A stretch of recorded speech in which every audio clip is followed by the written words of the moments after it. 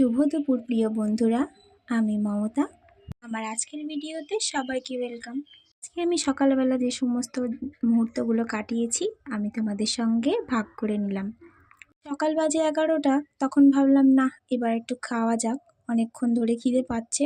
তো আগে রাত্রেবেলা করেছিলাম পায়েস, তো সেইটাই রয়ে গেছে, সেইটা দিয়ে একটু মুড়ি খেয়ে নিচ্ছি। আমার মতো এরকম কে কে পায়েস দিয়ে মুড়ি খেতে ভালোবাসো অবশ্যই জানিও। তারপর চলে গেলাম, মাছ ছিল সেগুলো ধুতে। মাছগুলো ভালো করে পরিষ্কার করে এসে ঘরে দেখি মেয়ে আমার এরকম দুষ্টুমি করছে। তো ও এরকমই করতে থাকে। তো আমার যে কোনো ওড়না পায় সেই ওড়না দিয়ে শাড়ি করে পরে, চুল করে এ সমস্ত জিনিস করে আর কি। তো এটা তো সব বাচ্চারাই করে, আমার মেয়েও এর থেকে আলাদা কিছু নেই। তো তারপরে দেখো 12টা নাগাদ, 12টা সাড়ে 12টা নাগাদ প্রচণ্ডভাবে ঝড় এলো হঠাৎ করেই বলতে গেলে।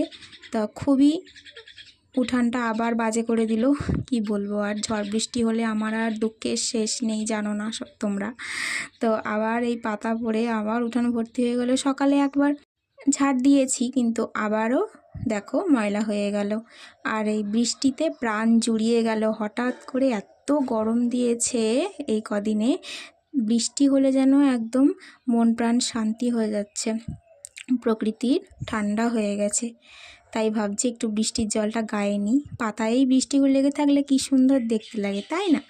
তারপরে হয়ে গেল এই যে আমার কাজ, বাড়তি কাজ, তো সেইটাই করে নিচ্ছিলাম, উঠানটা আবার পরিষ্কার করে নিচ্ছিলাম।